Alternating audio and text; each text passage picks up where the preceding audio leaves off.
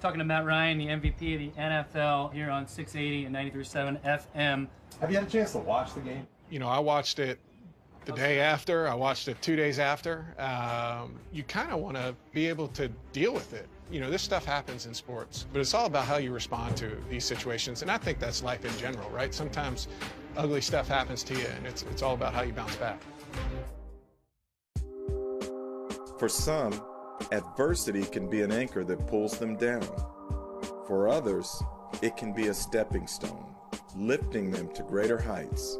Few know this better than 2016 League MVP Matt Ryan, who has spent various points of his life finding light amid darkness.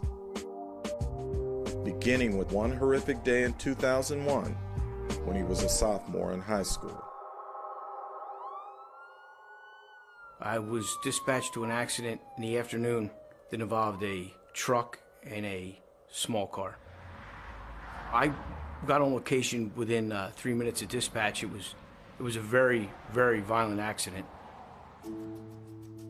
The black Volkswagen was stopped on Route 23 to turn into the golf course. This is the black Volkswagen that Matt was riding in. The damage was so severe that rescue workers needed the jaws of life to rip open the roof and free older brother Michael, a freshman quarterback at Widener University who was driving that day. Another vehicle had come, rear-ending that vehicle, driving it across in front of the Army truck, which then drove over top, kind of the front end of it. They were lucky to survive. It could have been a fatal accident. The collision broke Matt's right ankle and shattered Michael's right elbow, ending his football career.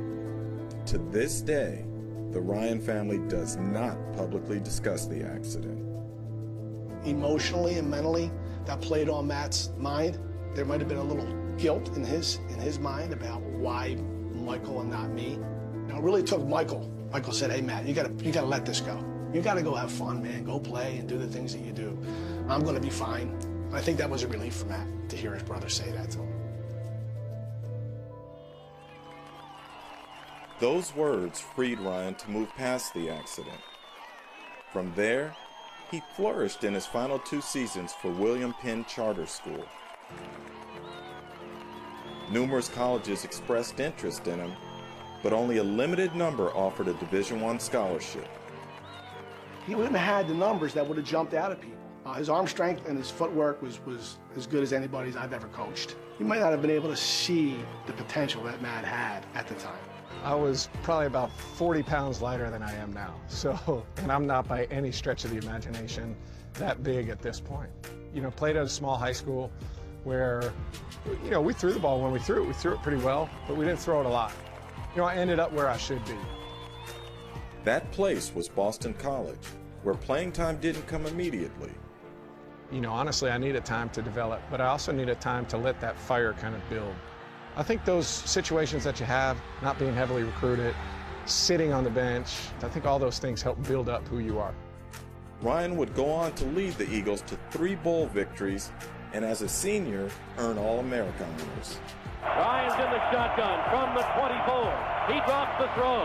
The seniors looking. Calendar in the end zone. He's got it. Touchdown, Boston College. And Matt Ryan pulls off a miracle in Blacksburg. After being drafted 3rd overall in 2008, Ryan was faced with a daunting challenge, filling the cleats of one of Atlanta's most beloved athletes. The day we drafted Matt Ryan, one of our local reporters made a comment that he would never win this community over. There were some really, really deep-seated opinions and feelings and love towards Michael Vick. Vick was unlike any quarterback the NFL had ever seen, with a unique blend of speed and escapability. But the Michael Vick experience, as it came to be known around the NFL, ended suddenly in 2007 when the Falcons released him after he pleaded guilty to dogfighting charges. The organization needed a new face of the franchise, and Ryan was it.